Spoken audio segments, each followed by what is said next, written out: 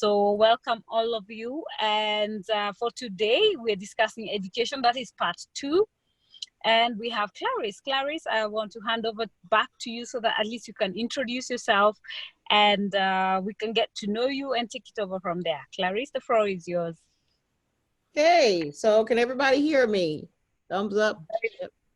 Yep. Okay, so I'm Clarice Jackson. I'm from the United States, Omaha, Nebraska. So we're smack dab in the middle of the U.S. So I've lived in Omaha, Nebraska all my life. I am the mother of 2 children. My daughter had dyslexia, which is the most common learning disability, and she also had ADHD. So that's what kind of got me into this work as a parent first, trying to navigate the school system for her here in the US. And then from there, I decided that I wanted to do more than just help my daughter. I wanted to help other families. And so that started a journey of me becoming a special education advocate. And so I would go into individualized education plan meetings. We call them IEPs here. I don't know what you guys call them in Africa, but we'll find out today. So we have these. Are they the same? Yes, the same. Okay, good. So we have the IEP meetings, and I would go into those as a special education advocate. Took many years of training. I'm now a faculty presenter for the Institute of Special Education Advocacy every year annually in July at the William and Mary Law School, which is a very prestigious law school here in the United States. So we work with advocates and attorneys. They come in from all over the US, some outside of the US, and we just have trainings and teachings and simulations that deal with anything that you can think of regarding special education. I'm also the president of the state chapter of Decoding Dyslexia. And Decoding Dyslexia is a grassroots parent-led movement that started with a group of parents in New Jersey and is spread all across the US and Canada and will be in Kenya soon. Wow, yeah, Decoding Dyslexia Kenya. And it's been a very powerful movement. We've gotten a lot of great things done. We've raised and amplified the name, the voice of dyslexia, what it means, how it affects children. And it's just been very, very powerful. So there's legislation almost in every US state. And we got a couple of states that are still coming along, but we believe and know that that will happen then. And so it's just been a very powerful journey. I have a tutoring center here as well. It's called Voice Advocacy Center. It's the first of its kind in my state. And we just provide dyslexia screening and tutoring for families and students who have the classic signs of dyslexia. So that's just a little bit about me. I'm happy to be here. I'm glad we got this call going and the times all together, because it's 10 a.m. Central Time here. So if other people on the East Coast, it's 11 a.m. there. So we kind of had to work with this the last time, but I apologize, but I'm here today. Thank you for making the time. I know last time everyone was all excited and waiting for you, and then we realized there was the time zone difference that was giving us a challenge. But yeah. You know, like 5 a.m. in the morning last time, and I was like, what? I thought it was at 6 p.m. Like, I'm not ready for this.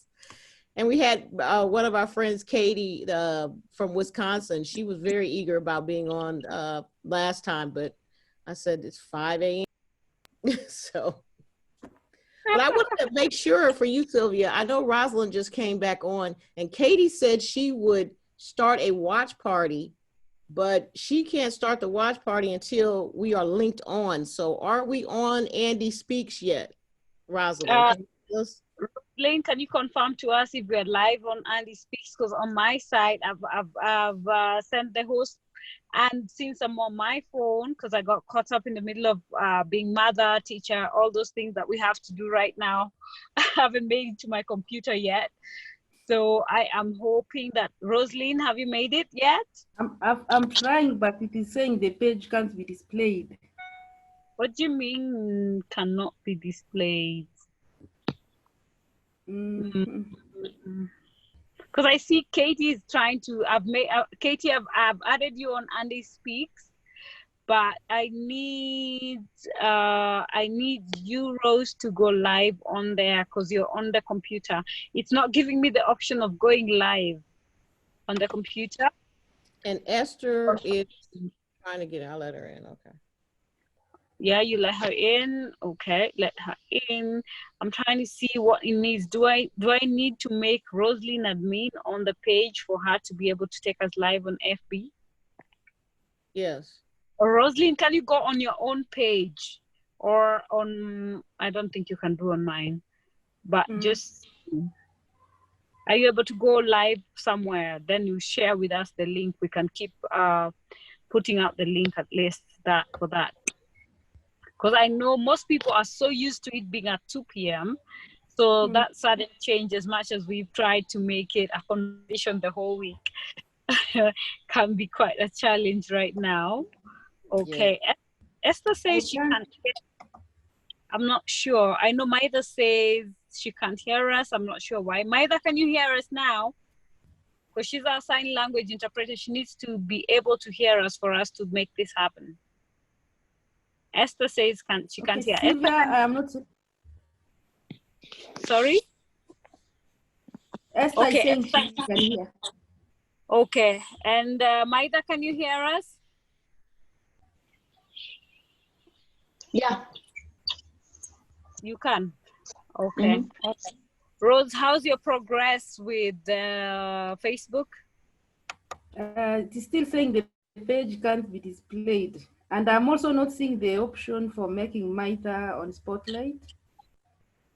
Okay. I thought all these things are the same. Looks like, or there is all these other things that are on the laptop that are not on the phone. Okay, for today then we just carry on as is, I presume. Sylvia, can you hear me? Yeah, I can hear you. Can hear you. We can hear you. Okay, so I'm looking at how you go live on Facebook. So you click on account management and account settings. That's already set. That's usually set. The only challenge is when I'm on my phone, I'm looking at where I'm supposed to get that option for going live on Facebook, but it's only giving me chat, claim host, meeting settings, minimize meeting, virtual background. So it's not giving me that option of going live. But then you see, I've already handed over the host option to Rosaline. But I think the best thing we can do, since we have the recording, we're going to put it out on YouTube and everything. Let's just proceed. Because even before we started going live, we always used to do this. So I thought we just slide with it. So Clarice, just take it on. Take whoever we have in here, we're going to work with that. Because I know so many people by 2 p.m. I was getting you have people waiting, and I'm like, people will say it's 6 p.m. for today. Change a lot, because we've done it at 2 p.m. for like 2 months. So everyone just has a default setting of 2 p.m. is our time. So, but we had someone else swap who does 6 p.m. We also swapped it so that they did theirs at 2, so we could do ours at 2, because we have the same target audience, that is special needs parents. So yeah, so let's see how this goes. So Clarice, what I suggest is let's go with it, because we're gonna still post it on our YouTube, post it on all the groups and all of that. So let's just get it going. I think that's the best we have right now as we figure out the technicalities as we slide on. Okay, right. Sounds good. Super. All right. So take it away. Okay. So can you, Sylvia, or anyone from Kenya, can you all speak to what it's been like there with COVID-19 and sheltering in place or on lockdown, and how has your school system implemented addressing the needs of children in special education or with special needs? Wow, we are all down in lockdown. All schools are closed. So for us parents, personally as a caregiver of 2 children in the autism spectrum, it's been a bit of a hell over time, because I'm dealing with a change of routine. I'm dealing with a lot of meltdowns than usual. I'm trying to balance being a caregiver, being a therapist, being a teacher, being a businesswoman, being a parent. So which my kids are not taking in so lightly, in terms of they don't want to do the things I want them to do. So I'm getting frustrated. I'm like, it is time for school. Let's try and do these things. And then like one of my sons is very compartmental. So he's like, okay, no, your mommy, why the hell are we discussing about schoolwork? Like, no, I'm not doing this. He wants the tablet to do sing-alongs and stuff like that. So it's also frustrating me as a caregiver in terms of, we need to do this, we need to get it done, because I'm trying to set up a new routine where we get it done so I can run to the office and come back and do all of these things. So it's generally not been easy for most of us. And also considering the way it was very sudden, how we stopped the classes and all of a sudden we're talking about other things. I don't know where they were in school, although I've tried to have a conversation with the school and find out, okay, where were you? What can we do? They're sending me homework, but my son still has not gotten over the challenge of, this is mommy trying to be teacher Teresa. So I'm like, so he's not taking that. He's blocked it, like, your mommy, we're not going to do teacher stuff. So I get frustrated. I don't know, maybe there's someone else who can give us their experience of the same. Yeah, in addition, the government has done nothing on parts of the special needs children. Basically, they organized for radio lessons and TV lessons, but nothing specific was done to the special needs children. So it's the parent who has to struggle and know what they can do with their child. So that is the status we are in.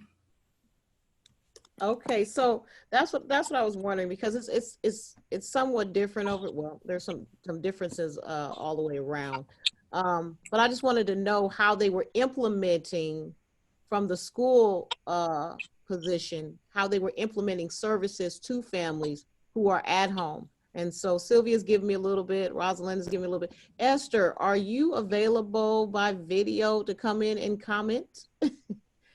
Because Esther works at a school as the principal, and I'd like to hear from her. If Esther, are you mute and show us your lovely face? Because right now it shows you muted and video off. Can you do that?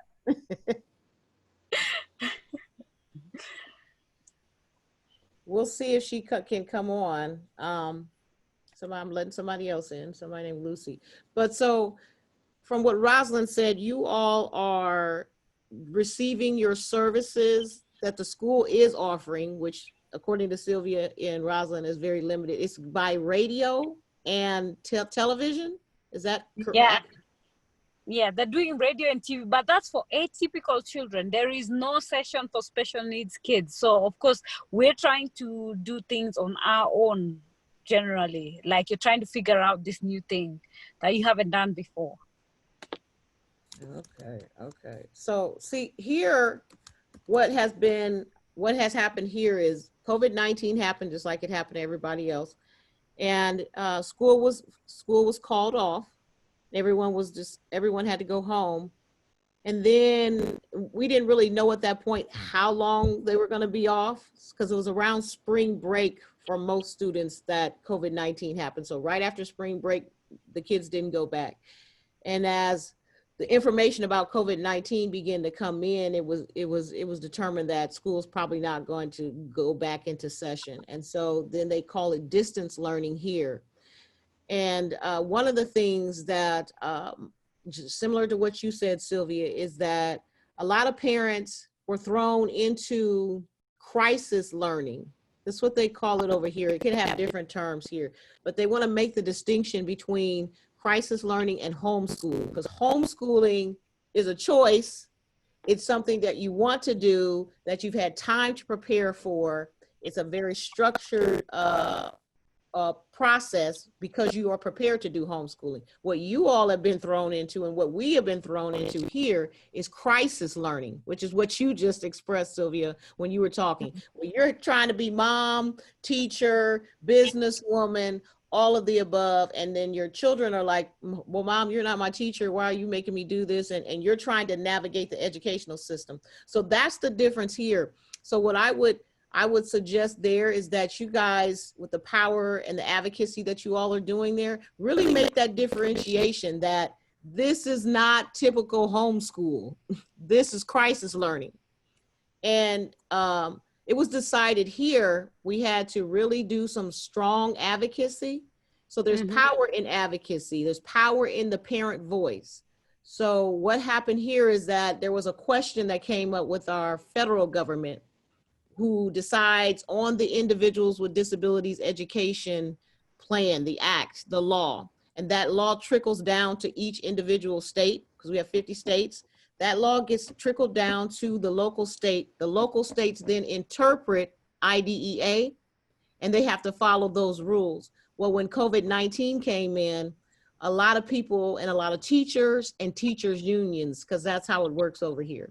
There's the school district, and then the teachers that are infused in there, and then they have a union which represents their best interests and advocates for things specifically for teachers. So one of the things that they proposed is, let's just do away with having to be accountable and responsible for teaching children who have special needs while they're at home because of the crisis.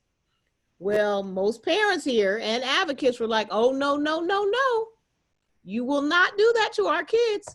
So we all wrote letters to the federal government, Decoding Dyslexia, the whole group, the national group. We wrote letters, the Learning Disability Association of Nebraska, every special needs organization you can imagine signed on, and parents. And we sent a letter to the person that would ultimately make that decision, which would have been the Secretary of Education here, and her name is Betsy DeVos.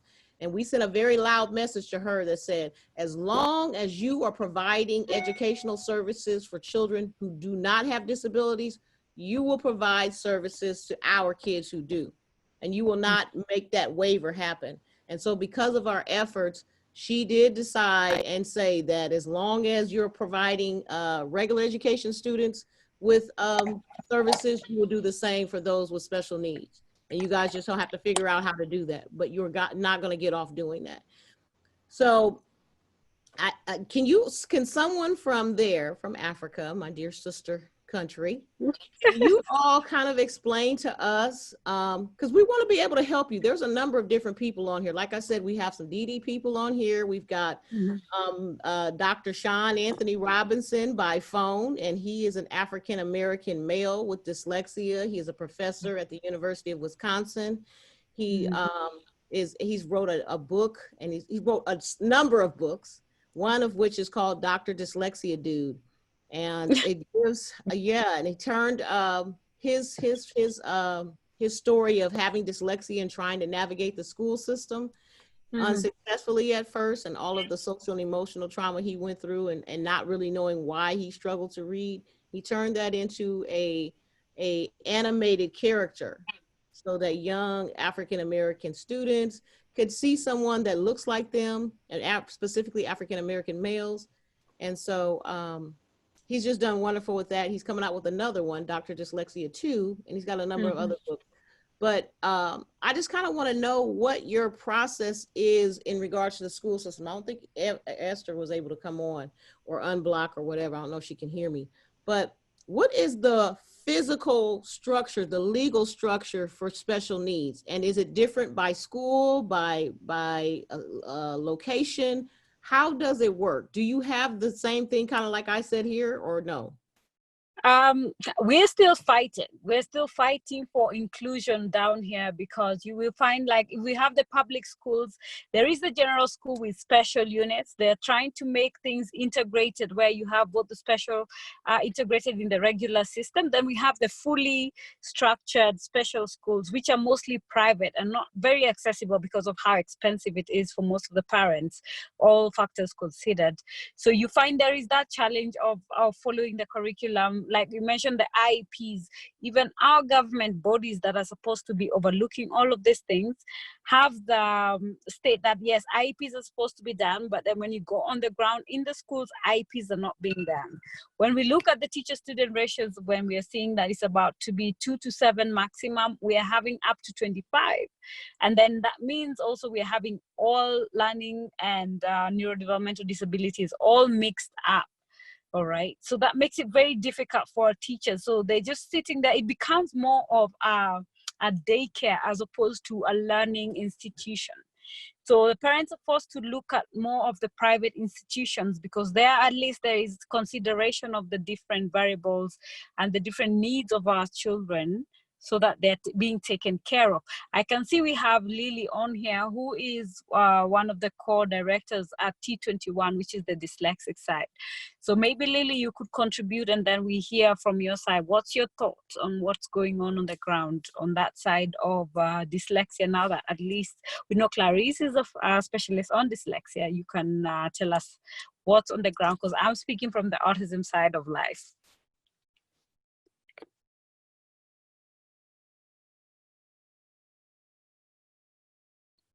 Lily.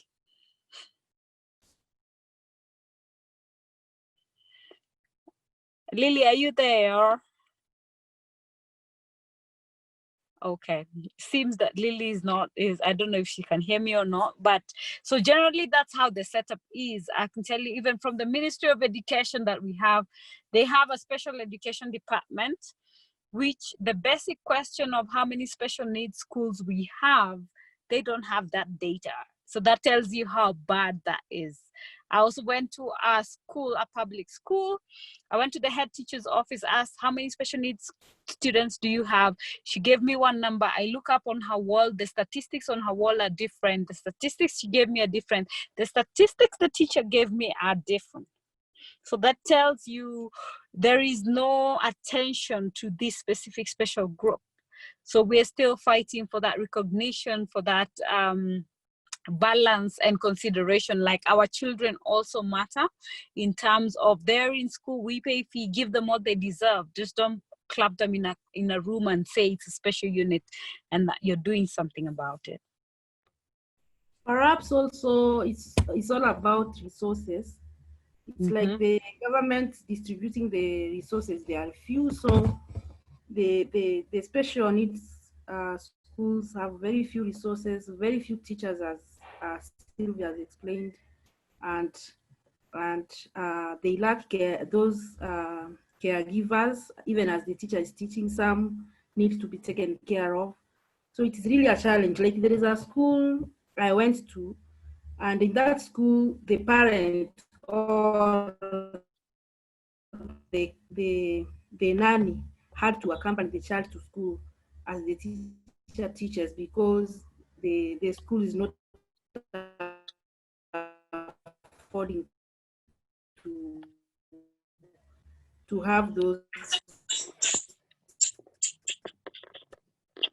caregivers alongside.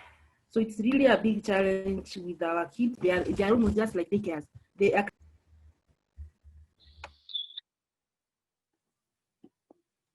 Rosalind, you keep going in and out. I'm very interested in what you're saying, but it's hard to hear you. I don't know, your Wi-Fi kind of went out. So can you repeat that last part again, please? Yes, I was saying that I was talking mainly about the resources. Resource allocation to special needs school is very minimal. The second challenge we have is about caregivers. So in the schools, the teachers have to do everything, including caregivers alongside. The parent or the nanny had to accompany the child to school and do the caregiving as the teacher. Resources in terms of enough teachers, and therefore very little is happening. And I was saying, as learning, the amount of learning going on in public schools is really little. So they would really, I don't know what the government should do or what we can do. As Sylvia is saying, yes, we are fighting, but we are far from.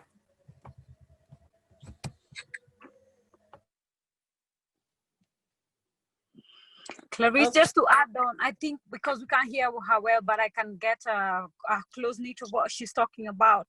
Generally, like when I try to take my second child to a general school, a primary school that accepted that they can be able to handle my child, but when you get there, they ask you as the caregiver to come in with a nanny to support the school system. That is what she's talking about.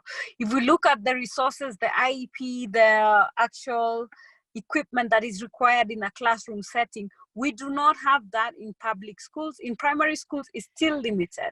If we're looking at things like the grippers, access to the down supplementary therapy, that you can only get in a private school.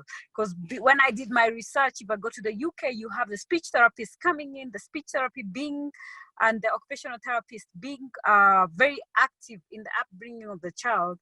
Here, it's totally different. Like for you as a parent, you have to go figure out your speech therapist, figure out your OT. Class is different. So you see, like everything is so scattered that you can't actually pinpoint the progress of your child in one setting. I hope that helps. So that means that everything is also scattered and it's not as put together as it is in the West. So you're like on your own as a parent trying to keep data of what the OT is saying, the ST is saying, the teacher is saying. If you have an ophthalmologist, like let's say for those with DS, you know, physio and all that. Because, you know, what I've seen from my research in the West is that all of these people usually sit up at the end of a term and assess. This is what I'm doing as an OT, telling the teacher. So you're working towards the same thing as a team. And that's what we're lacking on this side of the Sahara.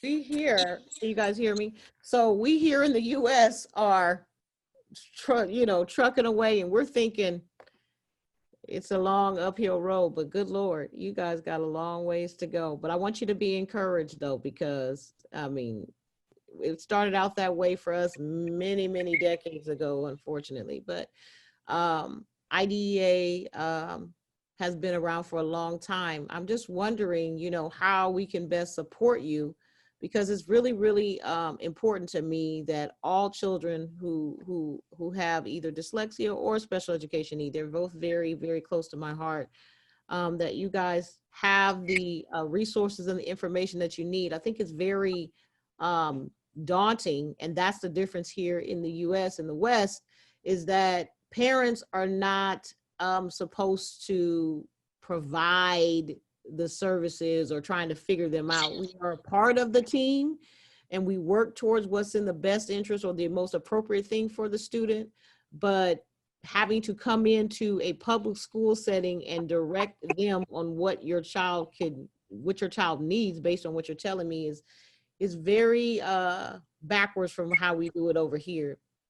So I'm wondering, from the advocacy work you all have done over there, have you all thought, and are you in the process, and anyone that's on the call that's there can answer it. I'd love to hear what you all are doing in the frame of putting together some type of movement to create a structure within the public school setting that addresses all of your kids' needs in a very structured, systematic way, where it takes the blame and the burden off of you as parents, but puts it back into the hands of the school system that's providing your children with their educations.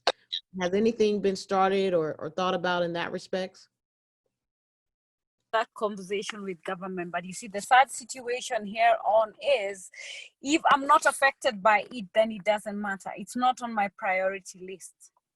That's sadly the political side of it, and politics is actually what runs almost everything on this side, right? So at the moment, we have, last 2 weeks ago, we sent out a bill amendment to the Senate, and we're hoping they're going to listen. When the COVID committee was set up, as Andy speaks also, we sent out, like, this is our challenges. We are cut out of therapy. We are cut out of all these services that actually gives us some sanity. Our routines are all messed up. But how seriously they will take that, now we have no idea. We're just praying and hoping that it's going to work. But it's not like really tangible. We can say like, oh yeah, they heard us or they're doing something about it. I know there is a very strong our education system, that is KICD, says they're working on something, because for the atypicals, they have put out the TV and the radio intervention. And we're saying, okay, our children also need to continue with their classes in our schools. So they're saying they're working on something. When we question, like, how far are we with this thing? It's been like 3-4 months we're in COVID situation, but there is no tangible feedback that has come. So you can't quite tell as a caregiver, this is where I'm at. So what we are being forced to do is, like, as a caregiver, I call the school, like, okay, what can I be doing at home? Send me homework, send me something to keep my child going. So it's entirely squarely on you as a parent to try and be the teacher, the therapist, speech therapist, occupational physio, and you know how much of a burden that can be. So that's where we are at. We're like in the dark, just navigating each day as it comes, each season as it's coming, as it's being thrown at us, we're trying to deal. So it's not something that I can say like, oh, government is A, B, C, D. It's their priorities are more focused on everyone else. Let's call it the majority, as opposed to us as the special needs community. It's like we don't matter right now. That is very unfortunate. I know that that's disheartening and frustrating as a parent, especially with your child who has needs that are not being serviced. And I think, okay, there's some loud feedback there. Does anybody else on the call want to kind of share from their experience, either locally in the U.S. or in Kenya, so that we can just kind of get an idea of, one, those that are from Kenya can kind of see some of the things that are happening. I don't want to be the only one dominating the call, but what your perspective is on how you've navigated services for your child through COVID-19. And then I think we should, it's being recorded, but I think there should be some takeaways. I think what my best offer would be at this point is that we continue to have these conversations, and maybe not as open and public to everybody, but we create like a group and we continue to have these conversations and we share and dialogue so that we can kind of help the movement over there and build that movement there to become a force that can go to, I don't know if you guys were able to, once COVID-19 is over with, when the Senate meets and bills are being introduced or you're requesting bills to include certain things, do you have the ability to go in and provide public comment? Is that an option in the Senate outside of this COVID-19 situation? Can anybody answer that from over in Kenya?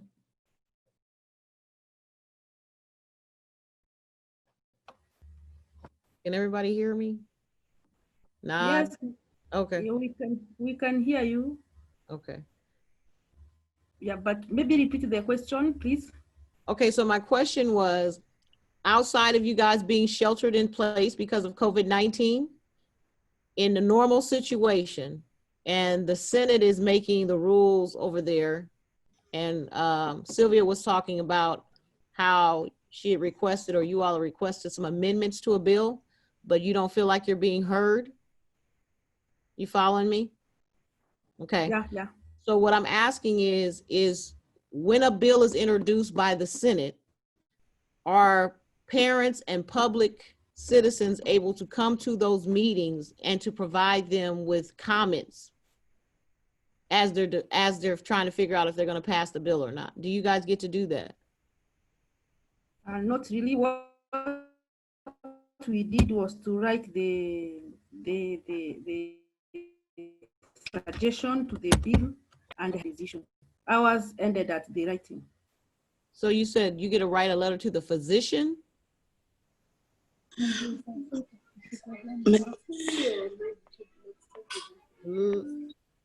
Yeah, we already wrote that suggestion, that amendment.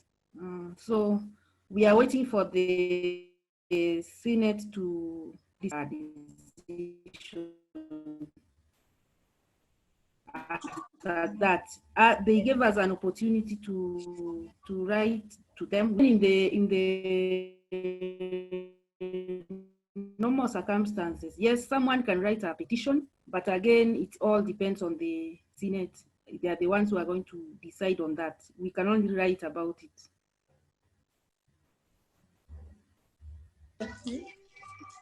Just to add, the law requires public participation before any legislation is passed.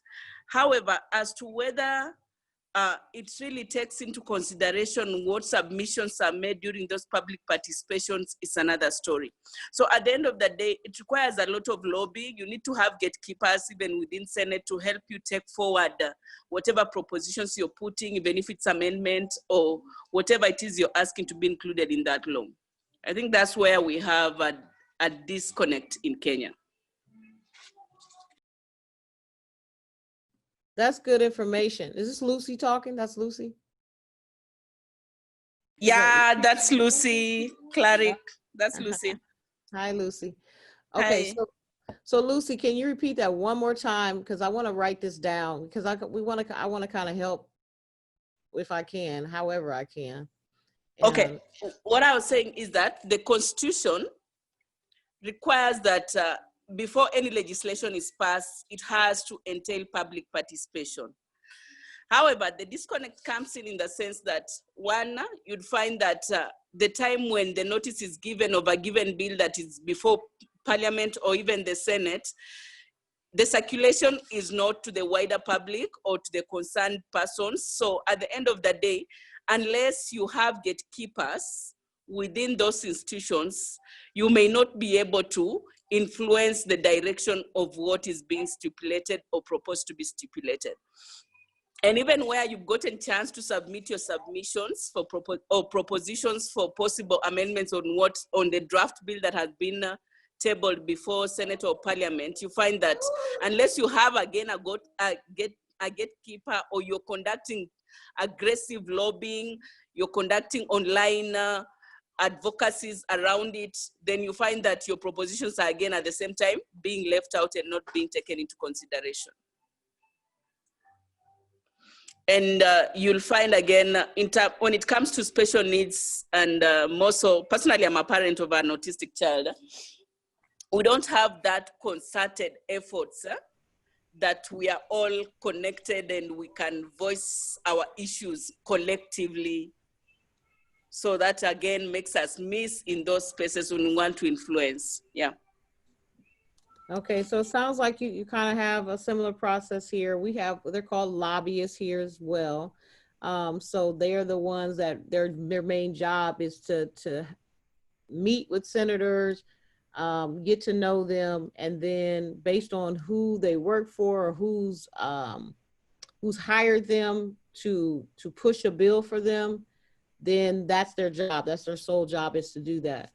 I'm wondering, do you all within this group, do you all meet and coordinate? Do you have a network that goes out and tries to make relationships with these key partners in order for you all to build a relationship to be more effective within the Senate and the Parliament so that you can get these laws created that are better for your students and to give your students a voice and access to services? Has that been thought about? Okay, not really. We don't have those connections in the Senate. As I said earlier, and as Lucy has said, we are only involved at the level of public participation, where maybe we write our petition, and then after that, it is now the Senate which can make a decision. Andy Speaks last year tried to do town hall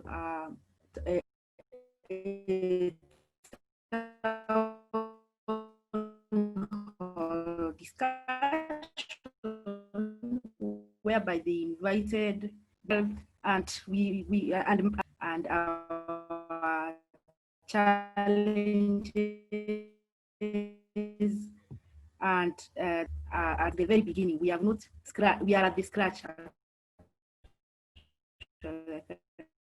See, we are at the scratch point. So it's really hard. Clarice, just to add on to what Roslyn is saying, I think one, even as parents and institutions that are offering the special needs in Kenya, what is lacking for us, or the challenge that we have, is that we don't have, say, like one union or one alliance that gets together to push these things. So we are having more of disjointed efforts, such that you're having possibly so-and-so is here, so says, okay, this is coming up, can we take this forward, like that. But in terms of being enjoined to have that critical mass to take forward or to voice the issues that are affecting our children and the increasing basically children population when it comes to special needs, I think we don't have that joint efforts, or one that you'd say, if you come in Kenya, there is this grouping that takes forward these issues. Yeah.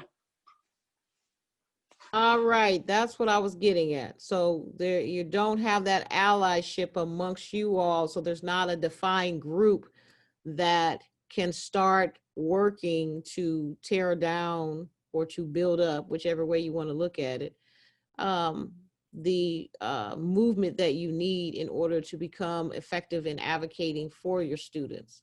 So that's a key piece right there. You guys have an interpreter on here, which I'm very impressed with. So, I mean, you guys have a group. It's just making it formal and then becoming very strategic on what you do, who needs to be a part of this group. And from listening, we definitely need a connection from the Senate, if I'm saying that right, or the Parliament, whichever one it is, whoever makes these laws, what Lucy was talking about just a little bit ago, that you need someone there that can give you all the information on when the bills are being introduced, when the bills are being thought on or looked at, where you all can provide public comment. You need someone there, or you need a connection there to be your champion. That's the same thing we've had to do over here in the US. I don't know if Marion or Katie is still on the phone, but I want to let them kind of speak if they will. Marion, I don't want to put you on the spot, but I see you first and foremost. Can you kind of talk a little bit about, based on what Lucy has said about needing the lobbyist person, but kind of tell them and share them how it's working for you all, and what you needed to do in that particular area to start getting legislation passed? Because we have the same things you have going on in Kenya here, but that's how we started to gain and to start getting legislation through our movement. But I'll see if Marion or Katie has something to say. Marion, go ahead if you can. Thanks, Clarice. And I have been maybe watching from afar, so I don't feel like I can speak really well to that. I actually grew up in Ethiopia and spent time in Kenya when my parents were there, so I'm very interested in what's going on in Kenya and all of this process. So I don't feel like a really good person on that, so I defer over to you and Katie. Okay, thanks, Marion. Katie, are you still on? Yeah. Hello. Okay. Hi. Well, I can only speak for how things have gone in Wisconsin.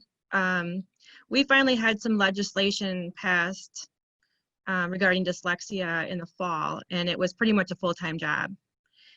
We had a team of, I'd say 3 to 6 people that would come down and talk to as many legislators as we could.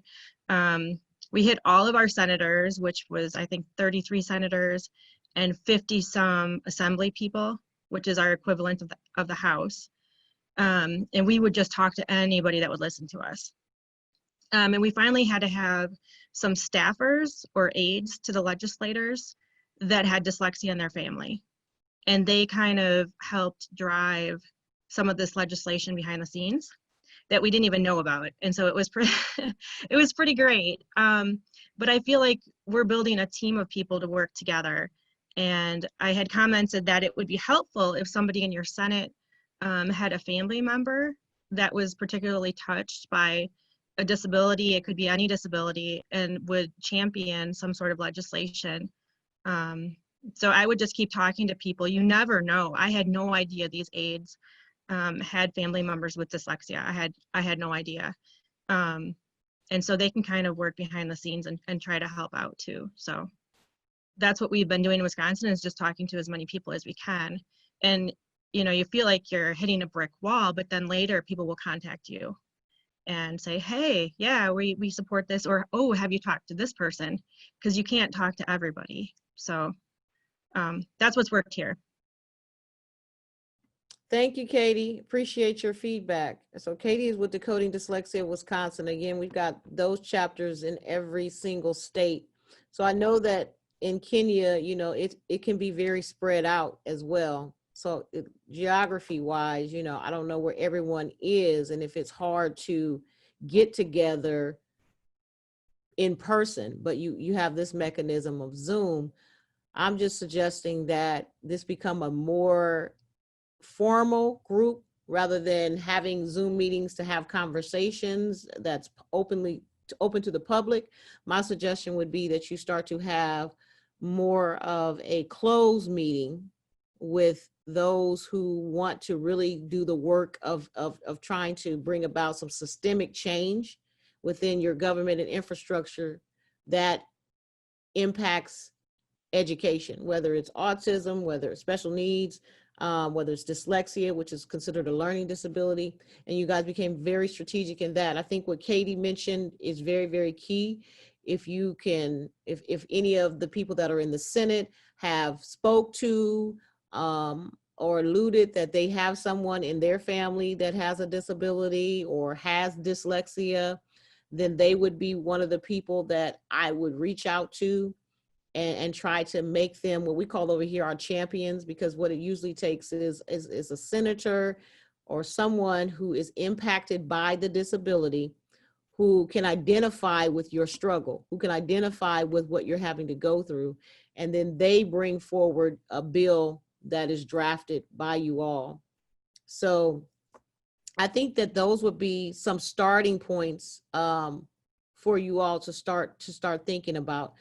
I can speak for myself that I'd be more than happy to kind of walk along with you all and kind of help you out with what I know and what I do over here to try to help in that capacity. In the meantime, in between time, I know that the issue is that your children are not getting the help that they need during COVID-19, and that can be very frustrating. But based on what you all have shared with me, you're not going to get that from the school system as it exists. And that's the hard part about it. So we need to be thinking outside of that, how we can give you some supplemental services, because I know it's hard on parents right now. So it would depend on access, because that's a huge thing too.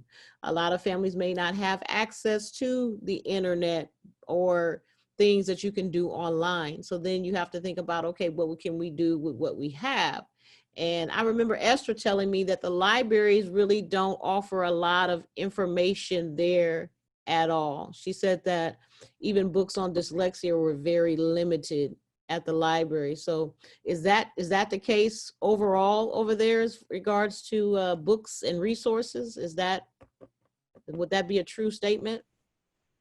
Yeah, that is very true. Very true. There are no books, no enough research, like even data, basic data you won't get. So there is a big challenge. It is very true what Esther said. So Rosalind, what are you guys doing currently? So they're not giving you the information via the television and the radio that they're giving the regular education students, correct? So you all are left to yourselves. So are you just getting limited information from the teachers that you guys are doing at home with the kids? Okay, for public schools, nothing at all is happening. Even whatever Sylvia was saying is for private schools. Private schools are the ones who are offering a little help. They are talking to parents on phone, giving homework on phone and such. But for public schools, nothing is happening totally. It is just the parent and the kid at home. So in the private schools, you have to pay for your kid to go there, right? Exactly, and the fees is very expensive, not affordable to many parents. So are your kids in private or public school? Personally, my child is in a public school, and it makes me so sad when I see that he cannot gain a lot academically, when I know he has the potential, but the kind of support he needs is lacking, and I'm not able to afford for him to get the desirable support he needs. And I'm not alone. Many parents are like me. We are not able to afford those private schools, because like a good private school here, for a year we are charged like what, like okay, I'm trying to convert to dollars. In Kenya, shillings is around 150,000. That is like, what is that in dollars? 15,000. Is it 15,000? Jesus. Yeah, per That's year. more So expensive. That's more expensive. We have private schools here, and some of them can be pricey, but like here in Omaha, Nebraska, Roslyn, yeah, I think when it comes to the yes, private school, they charge more than that. It's more than the 100 or 15,000 that you're proposing per year, because you'll find that dollars. it's a term that is charging that 15,000. That is dollars. Yeah, Yes, $15,000. It is yes. No, not very 15,000, 1,500. Yeah. Yes, thank you, Lucy. That is a 1,000. term, not a year, which means for a year you're charged around 450, 4,500. And that is just on the lower side, basically, or average somehow. so you're saying And then about you Yeah, find so- that US dollars or 5,000 your dollars? US dollars now for a year on average for the special needs in the private schools. And then you find that, again, you have to take on therapists. And you see, for most parents, that is not something that is a walk in the park. It's a higher burden. And like you say, Clarice, I think this calls for us as parents, people who are dealing with special needs, to now come in and look at this as an area that requires public attention from the government. Because as it is, we are left on our own. You have to fend for yourself if you want something good for your child. Yeah, and that's not going to work. Over here, the burden is not on the parent. The burden is on the school system. And it's much different from what you're telling me from over there. Over here, the public school system is obligated by law to provide these services. And then if a person chooses to take their kid outside of the public school setting and go to the private school, they can. But we don't have to take our kids. Let me be careful with that. A lot of us have taken our kids to a private school because we don't like the services that the public school is giving us. However, they are obligated by law to provide those services. It's just a lot of us have said, you don't have the education you need. These services that you're offering are not appropriate. Therefore, we're going to take our child to a private school. But ultimately, you should be able to get what you need from the public school. So it sounds to me like that's one of the main missions that your group that comes together in a formal capacity needs to do. That should be your goal, because it should not be on you all to have to find all this astronomical amount of money to provide a private school education for your kids when your kids really need the help and support that they should be getting in the public school setting. And so I think that is what needs to happen. Are any of you all on here willing and ready to start doing the real work of collaborating together? There's strength in numbers. Part of the reason why Decoding Dyslexia has worked is because of the number of people that came together. And so it became a collective voice. It became a collective movement. It's just not one parent going up there. It's not Rosalind going up there or calling or writing a letter solely by herself. It would be Rosalind, Lucy, Sylvia, Esther, Grace, whomever else is on the call. It would be all of you all collectively as one voice, bringing forth your ideas, your concerns, the problems that you're facing within the public school setting, and requesting that something be done by the government to address it. And then you keep advancing that and keep doing that and keep writing letters, come doing public comment, but you're gonna have to gain some more allyship. And so I would love to come alongside you guys and kind of help you with that. And we can think outside the box about how we help get you some information for your kids while they're at home, for those that are in the public school setting who don't have the private school access, which is at least giving your kids something while COVID-19 is going on. So we have people on here who have dyslexia, who have autism, all of those different things. So it's going to be a journey. It's not going to happen overnight, but we can do it. It just depends on what you all want to do. But I'm more than willing to walk this walk with you all and try to assist you in any way I can. Thank And you. bring along people that I know, because I can't do it all. and walk alongside you and showing you all how to become effective advocates and to build your grassroots movement to impact change. That's what I can give you. I can give you the tools to do that, but it's going to take you all on the ground working collectively to get it done. But I believe that the people that are on the phone and many, many others that you can probably just come and grab, you know, there are other kids and other families that you know that are going through the same thing. They need to be a part of this movement too. And then, like I said, we need to be in a very structured meeting where we strategize and we educate you all on how to advocate. Not saying that you don't know what you're doing. I don't mean that in educating as if you're stupid. I believe there's very bright people on this call, but just informing you based on what has worked here in the US on how you can take that and apply that over there. Does that make sense to everybody? And what are your thoughts on that? Anyone? Yes, that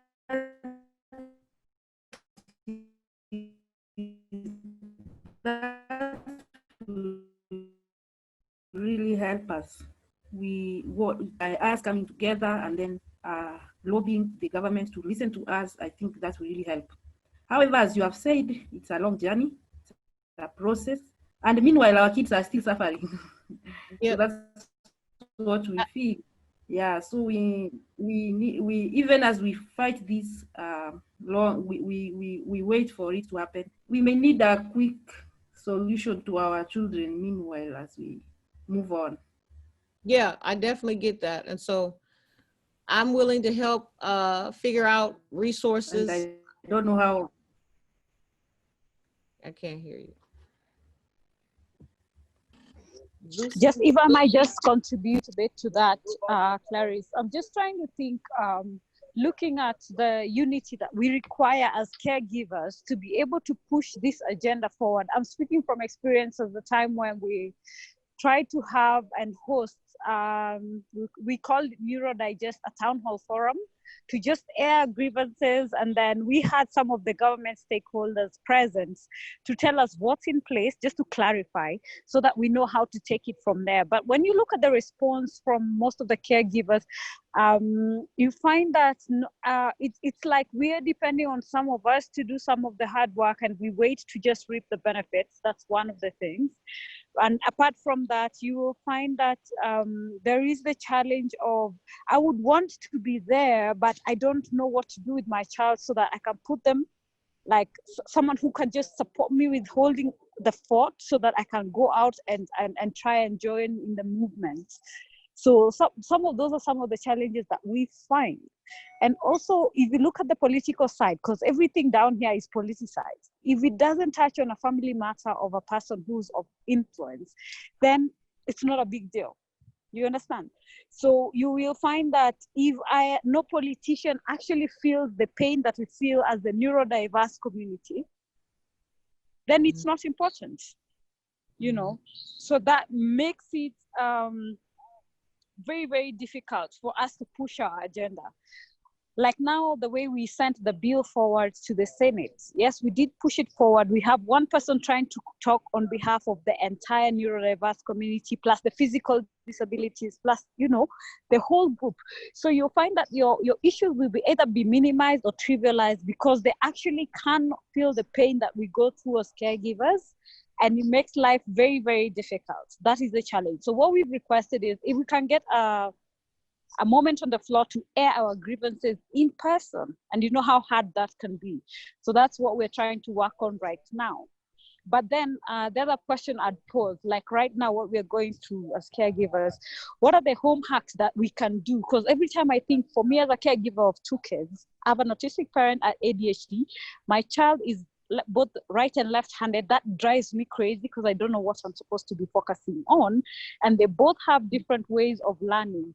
So when it comes to home hacks and homeschooling in this period of COVID-19, just for the sake of not regressing, not lagging behind, what would you advise for us to be doing in the meantime? For us as rights advocates, that is like, as Andy speaks, yes, we are behind the scenes, talking to the government and trying to let them know, like, hey, there's this group of people you're forgetting, like, do something. But then for the parents back at home, what in the meantime can they be doing? How can they support to just continue pushing for the agenda to be heard? Okay, so here's a couple of things. Can you hear me? I don't know if I'm muted or not. I can't remember. Am I unmuted? Can you hear me? Okay, great. We can hear you. Okay, I just want to make sure. Number one, there was a question. I'm going to answer you, Sylvia, right after this question. But Marion said, is Daystar University in Nairobi a resource? Does anyone know? I know I took some classes there like many years ago, so I don't know. I was just Googling them right now, so I don't know if any of the people know of people in any of the departments, education or counseling. And I'm willing to do some legwork and connections there if that is necessary. Good. Because here's where I was going to go, Sylvia. So I want to make sure that I'm clear. When you say caregivers, because you said something about caregivers, are you referring to you all as parents? Because sometimes, you know, different terms mean different things. When we say caregivers here, it can be a parent or a family member, or a caregiver can be an outside person who is providing care to a loved one who may be sick or have a disability. So you said caregivers unity is somebody said that caregivers unity is a weakness. So what do you mean by caregiver? Is that you as parents, or is that someone else? That I was making reference to terms of, like, you see, we have different groups. Like, you'll have the Autism Society on their own, the Cerebral Palsy on their own, and we have the learning disabilities on their own. But unless we come together as a neurodiverse community, we get the numbers to actually push the agenda. But so long as we're divided and we don't have data, because that's one of the things that are lacking with every government institution I've tried to engage, they say, show me the numbers. So if we don't come together, then you'll find that's going to be a challenge, of course. Okay, gotcha. I was just trying to bring some clarity here. So yes, so we have a number of people on the phone. So through Andy Speaks, is that for just autism, or does that include dyslexia? Because how I got involved is because Esther over there, and she works at a school for special needs, but more specifically, her and I connected on dyslexia, and we met in London at the first annual Global Dyslexia Awareness Summit by Made by Dyslexia. So of the parents on here, I think one of the ways that we can address your resource shortage is if we knew exactly what type of resources you need for whatever disability it is. And what I'm thinking we could do from there is, if we get a list, and if you guys want to send this after this call, a list of the people on the call who wants to be a champion for whatever disability you all are looking for, like Rosalind, whatever your child is dealing with disability wise. If you write or send that to me via email, and then on the counter, you become an advocate over there for that particular disability, an advocate and a conduit for resources. And then what we could do over here, and I'm not going to speak for anybody else, but I can get a group together over here, and what we can do is we can then reach out to organizations here in the US who deal with those particular disabilities. And lots of organizations love to become partners with organizations and people and missions outside of the US. And so we could try to funnel resources to you all that way to address what you are currently facing while we build the network and the grassroots for you all to begin to affect change through your Senate and legislation. Does that make sense? That would be my suggestion. We could That's a definitely very do that. welcome initiative. That would be great. We really welcome that. Thank you. Yeah, you're welcome. So if you guys can, because I don't know who's all on the call and what disabilities they have. Yeah, Lily yeah. wants to say something. Lily, please speak up. Yes, Lily, that's what I'm asking. Yes, that's what I want you all to do. Hi. Hi. Yeah, I think this has been quite some great chats, and I'm excited. I think I also want to echo what Sylvia just said, that is that unity from caregivers, because I represent, actually, my son has Down syndrome. So, and I am in this group called T21 Family Support Organization. And I feel if we did this as... We can't hear you anymore. What happened, Lily? Like, Yes, Lily. oh, sorry, a call was coming through. If we did this like a unified front, you know, not Down syndrome, not autism, not ADHD or dyslexia, if we came out as just special needs, we will have a louder voice and be more visible. Because there is a point of reaching out to our individual partners, you know, people who feel the shoes we are wearing. By changing legislation, I think coming out as a block would be more audible. Okay. That's just my feeling, yeah. What I would say to that, Lily, is I think there is strength in numbers. However, once you get down to the fine details, it's going to be very different because the disabilities are different and what they require are different. So I think there is power in the collective voice for all parents who have children with special needs.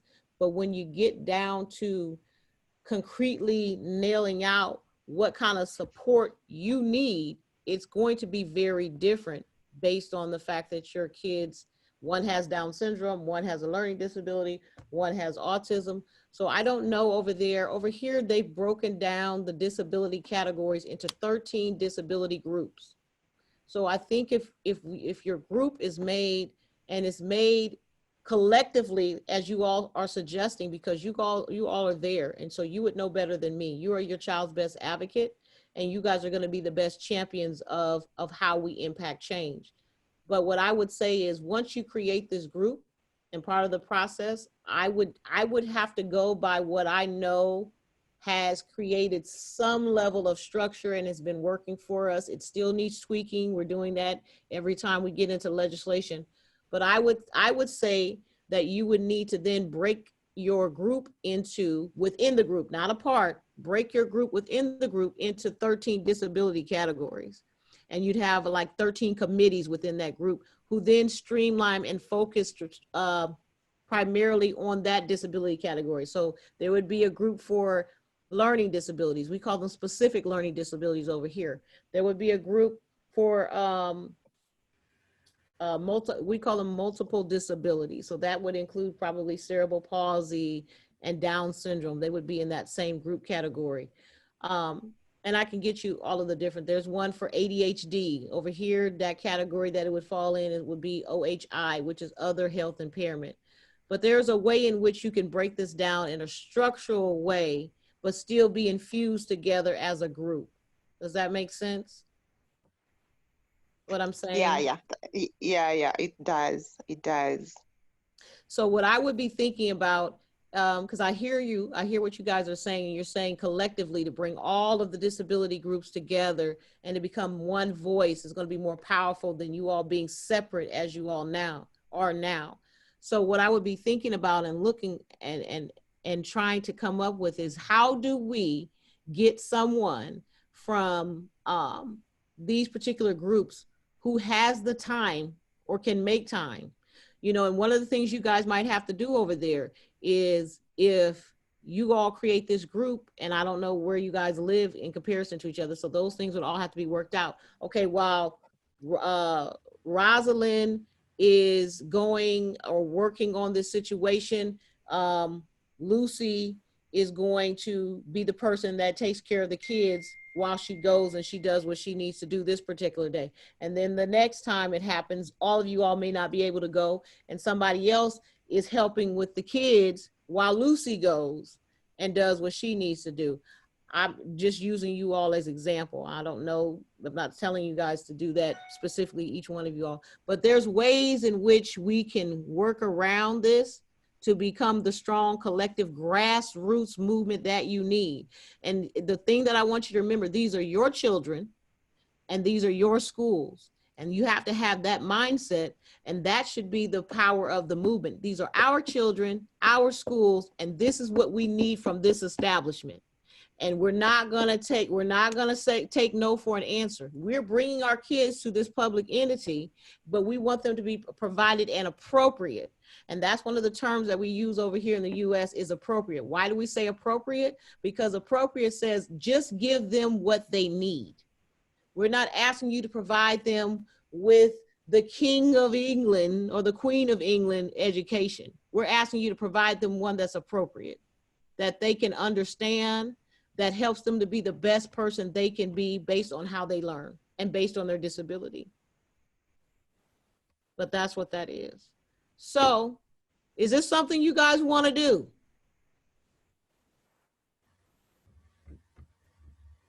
I'm Yes. in.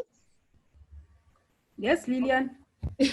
Okay, so what I would suggest is Sylvia or Rosalind or whomever, that you get a list of the participants that were on the call who are willing to be a part of this group.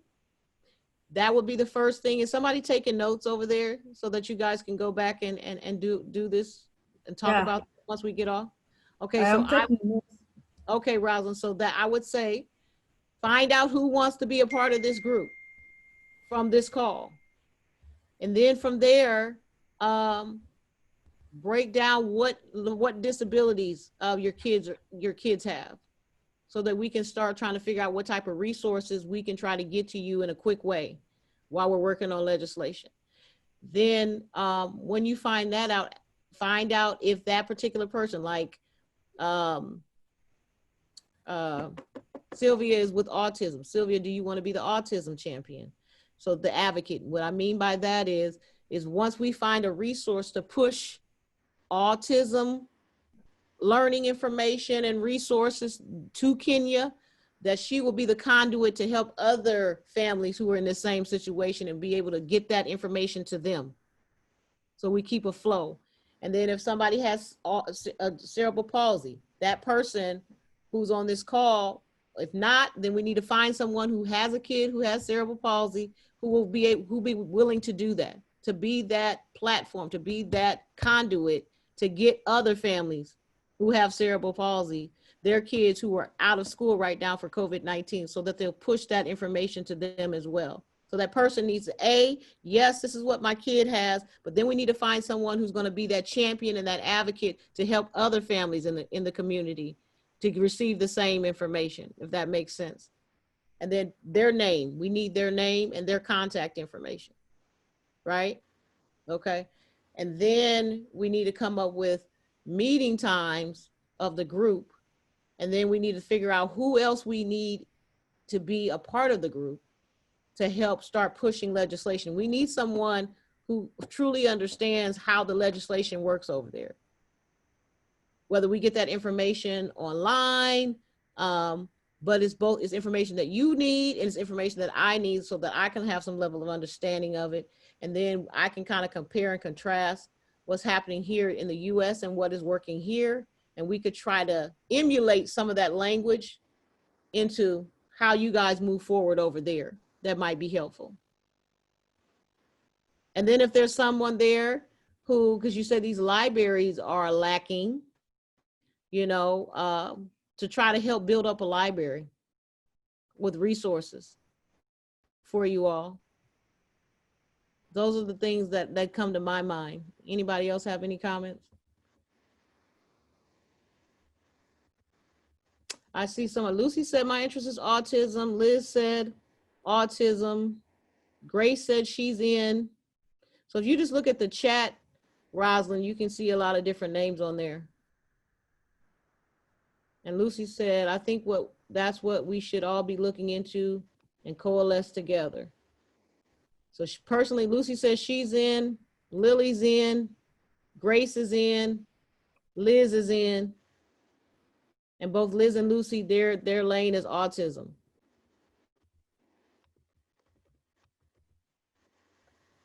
So if you write that down, and I'll ask, and Marion said, I am interested on this end, USN. Good, Marion. So we have Marion will be a champion on this side to work with us.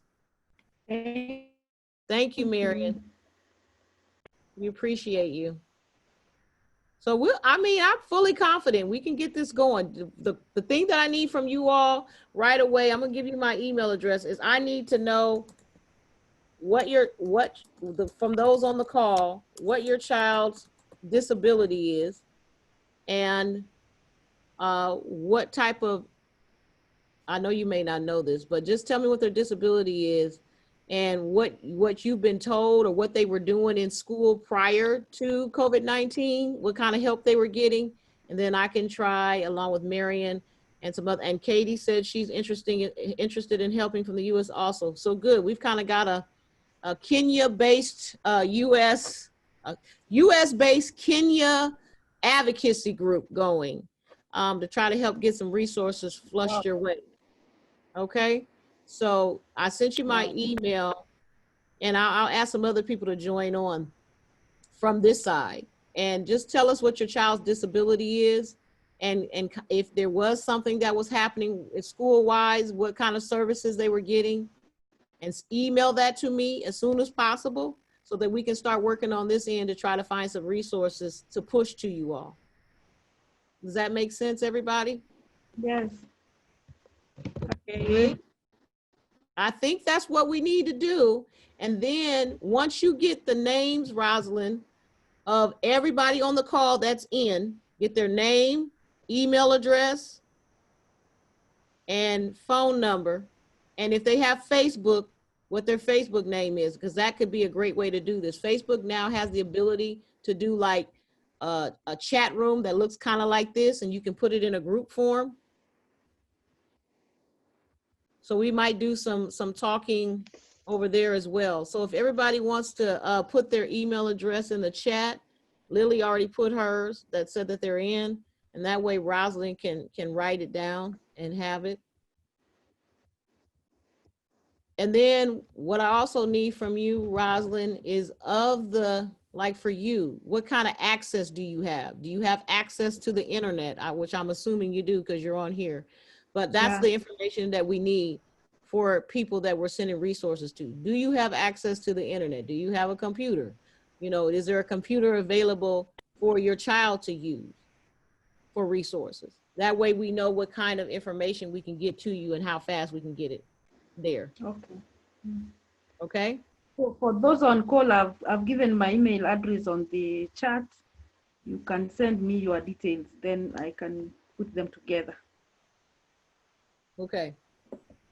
So Rosalind says email her at the address she's put in the chat. So everybody that says that they're in, please put that information down and email her what you just, like Lily, email that information to Rosalind at osugor@gmail.com. Thank you. Yep. And then once that's done and she gets that information to me, then we need to get everybody send your email that's interested, because that's the way we're going to be able to set up another call and find a date that works for everybody to do that. Marion, did you have something to say? I can't hear you. I was just laughing at a post. It's like, which one is Sylvia? Which one is Sylvia on here? Yeah. Yeah, Sylvia is there. She's here. Oh, she took out, she was here, but she put her Andy Speaks logo up, but she was the one that originally started talking earlier. Yeah, the first one. Okay, gotcha. Thanks. I'm here. Don't worry, Marion. I'm here. So what do you think, Sylvia? I mean, you initiated this call and you got it going. Is this kind of where you were leading? Is this something that you want to have happen? Yeah, I think we're getting off on a very good start where we're talking about, because sometimes we would like to get some things happen, but since you've been there before us, then your support would always come in handy. Like if we tell you this is what we're thinking, who do we need to have in place, what resources do we need, your advice and your hand holding will come in really, really handy. And we appreciate the fact that if we all come together, as we have seen the parents are willing and ready, then I think we are off on the right start. Awesome, awesome. Well, I look forward to us collaborating and getting these things done. So as soon as you guys can get me the information about what your kids who are sheltered in place with special needs are lacking or in need of, or what disability category they're in, then that's the quickest way that we can start trying to find some resources and information for you. And so we have Katie and Marion who have joined me here. And so once you get that, we have those 3 of us, and we can start trying to look into some resources for you all. Again, it'll be very important and imperative that you let us know what type of access you have, meaning, do you have internet? Do you have a computer for your kids? Because that'll determine if we can find resources that they can do online. But if you don't have access like that, then we need to find resources that we can send to you all. So we would need, somebody else is joining right now. And we're getting ready to end the call, but I don't know who it is. Somebody named Damien, I think. Whoever it is that just joined, hi, welcome. Glad to have you. Hopefully you know Sylvia or Rosalind, because we're getting ready to end the call within the next 5 minutes, but we've covered a lot of information here. It's a lot of encouraging work that's already been done, and it's going to expand. And you guys now have U.S. partners to work with you all to help you along the way, because I know it's frustrating as a parent. You love your children, and to see them sitting there and not be able to get the help that they need educationally is very, very frustrating. And also even some of their physical needs as far as having a special need. So I get it. I've been that parent. I am that parent. If there's anything that we can do to assist you and walk alongside you, we would love to do that. So you guys are not alone. Thank you. Thank you so much. Thank you very much. It's very encouraging to know. Thank you. You're welcome. So Clarice, what I'll do, I'll send you like what we submitted to the Senate and what we passed on like to our COVID committee in terms of interjection for education specifically. Now, I know that's still in discussion because this week is when the ACD, that's Action for Children Department, sent forth what we think, because they're talking about opening the schools in September. But then, you know, of course, for us, we're wondering the way our children will be able to cope with that. Looking at how the laws have been set, but then following it through has not been the best. So I'll share that documentation with you. Maybe you can advise on how else we can support the government on how you can interject.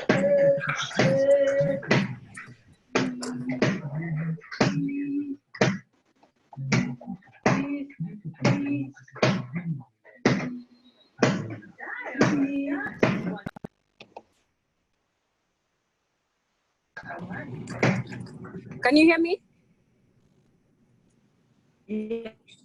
Yeah. Okay.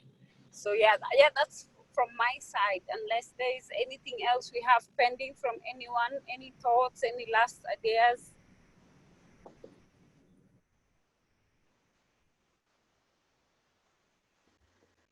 For me, I want to really appreciate your initiative to assist us. We are ready to be assisted and to be guided. So thank you very much.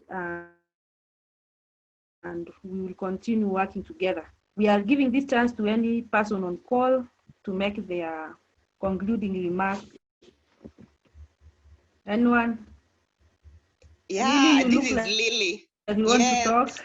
Yes, yes. I'm just excited because this has been in my mind for so long, and I've always wondered how do we go about this. So seeing that we are getting people who are open to hold our hands and do this together, I think it's an awesome thing, and we should truly just hold our hands. We might even start off as few as we are, but with time we will grow. And I know this is just for the better of our children. And you never know, grandchildren, or even, you never know how far this can go. So let's do this. I'm happy this has started. It's a good conversation, and I'm really appreciative. Thank you, Sylvia, for starting the call, and also the speakers. I'm grateful. Thank you. Anytime, Lily, that's what we're here to do, to make sure that even beyond us, our children will have some security, you know, some guidelines to make sure that things keep going. Because if we don't do this now, we can't depend on anyone else to come and do it for us. So we have to make the change now for a better future. Correct, yeah. Anyone else? I just want to encourage you all as parents.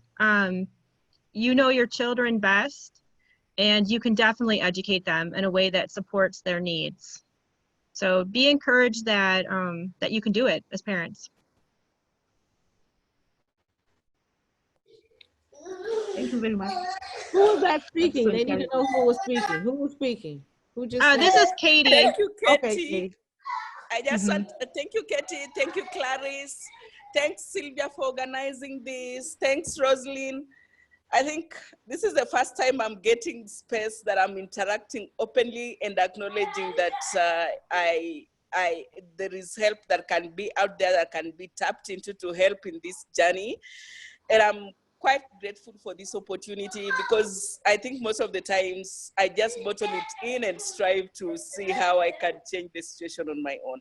Thanks a lot. And I would be Sylvia and Rosalind.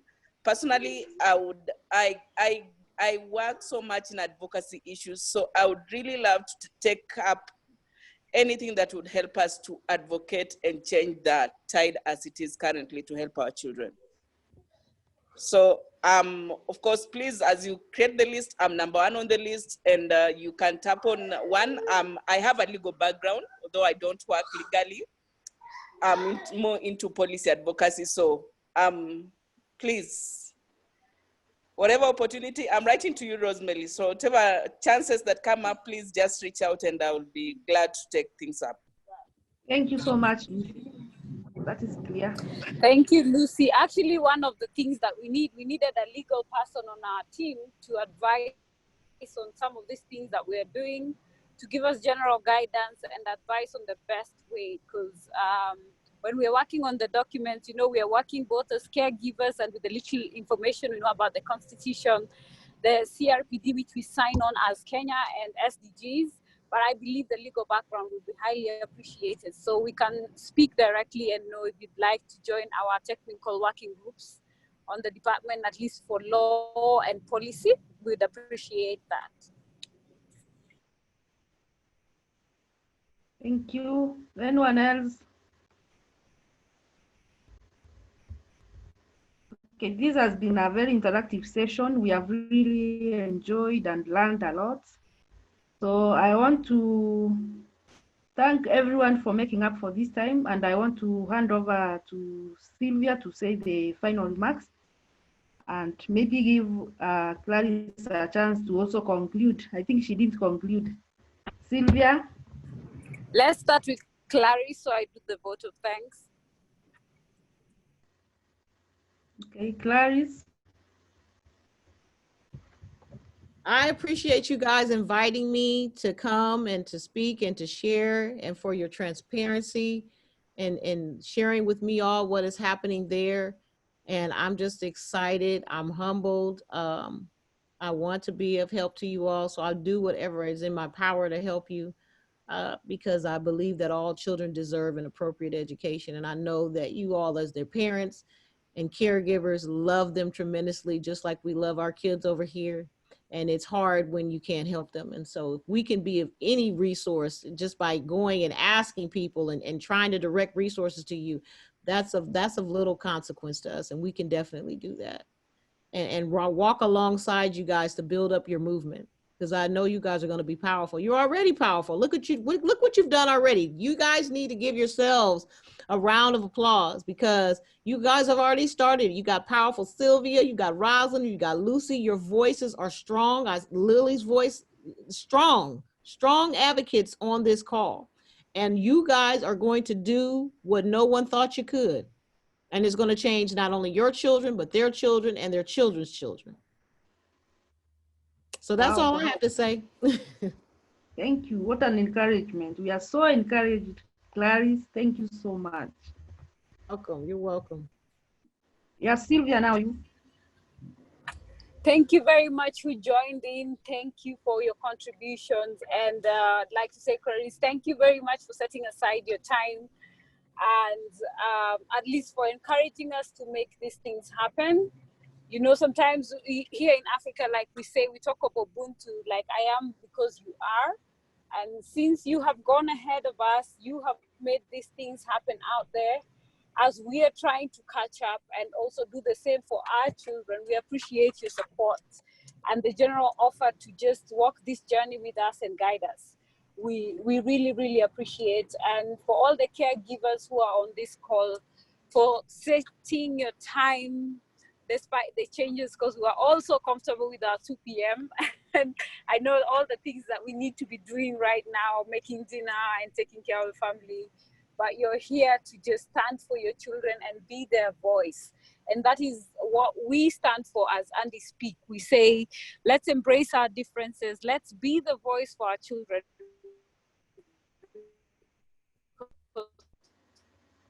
Most of our children cannot stand up. We need to change. The baton has been passed on to us as caregivers. And for you to show up for your child, I always say that's the greatest sacrifice. That's the greatest thing you can do in the special needs space to make sure that we have a brighter future, because we cannot just sit and expect someone to do it for us. We have to take up the mantle and be the ones who make it happen. We can't sit and wait for others to do it for us. So just showing up and being on this call means a lot, and we appreciate it. And we're looking forward to set this ball rolling. If you haven't put down your name and your contacts, kindly do so. We shall be sharing and forming a group at least to have this conversation. And we are hoping that we will see a difference sooner rather than later. And when we call upon you to come and show up, when we have to stand in front of our leaders and tell them, hey, look, this is what is on the ground. Because you see, the problem here with Kenya is we have things on paper, but when you go on the ground, it's a totally different story altogether. So that's what we're looking at. We want you to show up for your child. And I really appreciate that. This is the first step. You've been here, you've contributed, you've shared your thoughts. So now the next thing is let's make it happen. Let's set the ball rolling, and let us be the difference we want to see in our community. Not just now. COVID has just given us an opportunity to highlight the gaps. So let's make it happen. Thank you very much, and thank you, Rosaline, for helping. Clarice, I can't thank you enough for being here and for also setting the ball rolling in terms of the conversation and for offering to walk with us through this journey. We want to say thank you, and thank you to Esther for introducing us to you. And as Andy speaks, we promise we will not let you down. We will see to it. Like I always make the promise to all the caregivers. Until death takes me away, we'll make sure that this happens. Thank you very much. Awesome. All right. Take care, guys. Till next time. Be encouraged. We're going to do good things, great things. All right. Bye, everyone. Bye. Bye. All right. Bye. Bye. Thank Good you. night for Kenyans and good day. Good night, Thank Kenya. you Thank and you. bye. Bye. Good night too. Okay, then bye. Okay. Bye-bye. Say bye, baby. Bye.